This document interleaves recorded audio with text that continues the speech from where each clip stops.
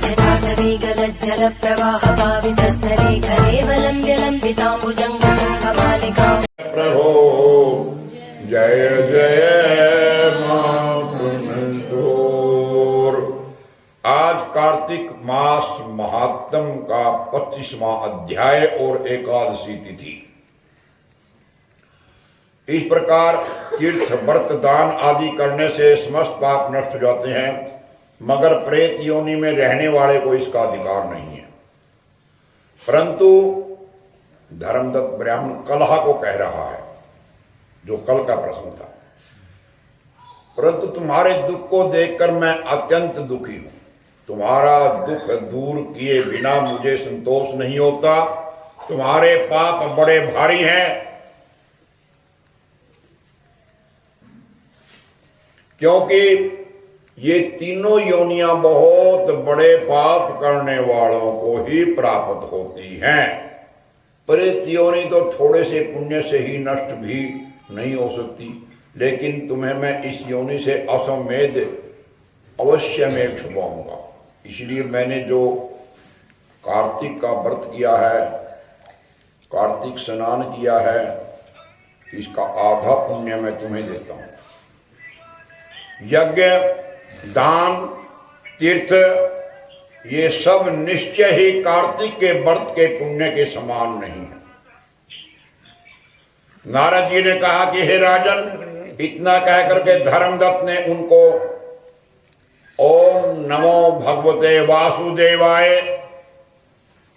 ये 12 अक्षर वाला मंत्र सुनाया और तुलसी का जल उसके ऊपर छिड़क दिया। बस फिर क्या था, अक्षण भर में वो प्रेत योनि से छूट करके प्रज्वलित शिखा के समान दिव्य रूप धारण करके लक्ष्मी के समान सुंदर हो गई। धर्मदत्त को दंडवत प्रणाम करके प्रसन्नता से गदगद होकर के बोली कि हे ब्राह्मणवर, आपके आशीर्वाद से मैं इस घोर नरक से छूट गई। मुझे पाप सागर में डूबती हुई के लिए आप एक नौका के समान हैं।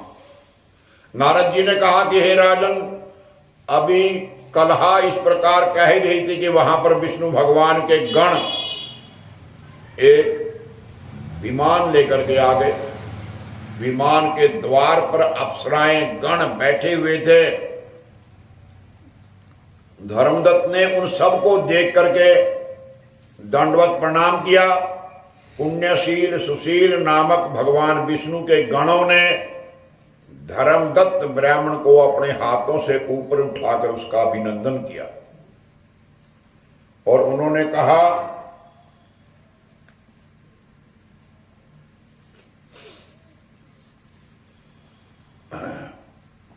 हे द्विज श्रेष्ठ, हे ब्राह्मणवर, आप धन्य हैं जो कि आप सदा भगवान विष्णु का व्रत कथा सेवा में लगे रहते हैं।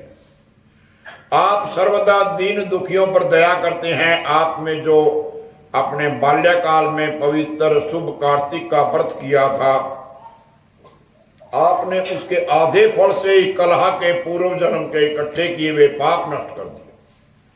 यही नहीं है, आपकी कृपा से उसके सैकड़ों जन्मों के पाप नष्ट हो गए और आपके जागरण आदि के करने से पुण्य प्रभाव से आकाश मंडल से ये विमान आया है। हे ब्राह्मणवर, अब हम इसे भांति भांति के भोगों से युक्त वैकुंठ में ले जा रहे हैं। आपके दान के पुण्य के प्रभाव से कार्तिक व्रत करने से तुलसी की पूजा करने के प्रभाव से ये अब भगवान विष्णु के निकट रहेगी। आप भी इस जन्म के पश्चात अपनी दोनों स्त्रियों के साथ विष्णु वैकुंठ लोक में भगवान विष्णु के समीप रहेंगे, मुक्ति प्राप्त करेंगे। हे दया सागर, वो मनुष्य धन्य है, उसी का जन्म और जन्म उन्हीं का फलीभूत है जिन्होंने तुम्हारी तरह भगवान विष्णु की भक्ति की।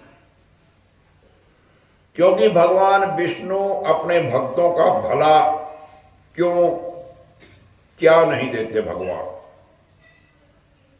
वो सब कुछ देते हैं। जिन्होंने प्राचीन काल में उत्तानपाद के पुत्र को ध्रुव स्थान में पहुंचा दिया, जिसके स्मरण करण मात्र से प्राणियों की सद्गति हो जाती है, प्राचीन काल में भगवान विष्णु केवल अपने नाम के स्मरण से ही मगरमच्छ और पकड़े हुए हाथी को हस्त योनि से मुक्त करा करके जय का नाम दे करके अपना प्रसाद नौकर बना लिया। तुमने उसी विष्णु भगवान की सेवा की, इसी से तुम अपनी दोनों स्त्रियों के साथ 1000 वर्ष तक भगवान विष्णु के समीप रहोगे, निवास करोगे। जब तुम्हारा पुण्य कमजोर हो जाएगा तब तुम पृथ्वी पर सूर्य वंश में अपनी दोनों स्त्रियों के साथ दशरथ के नाम से प्रसिद्ध राजा हो गए। और ये जो कलह है, ये भी तुम्हारे आधे पुण्य के भागीदार होने के नाते तुम्हारी तीसरी भार्या कैकेयी होगी। भगवान विष्णु तुम्हारे पुत्र के रूप में तुम्हारे निकट रहेंगे, देवताओं का काम करेंगे। भगवान विष्णु को प्रसन्न करने वाले तुम्हारे कार्तिक व्रत से अधिक महत्वपूर्ण यहां दान तीर्थ आदि कोई भी नहीं।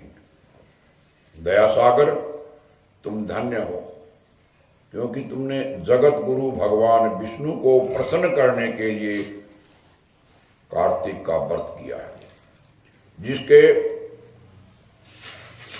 आधे पुण्य की फल की भागीदारी इस कलह को इस समय हम अपने साथ ले जा करके विष्णु लोक को ले जा रहे हैं। तभी कलह ने भगवान की स्तुति की। मिलता है सच्चा सुख केवल भगवान तुम्हारे चरणों में। श्री कमल नेत्र कटि पीतांबर अधर मुरली गिरिधरम मुकुट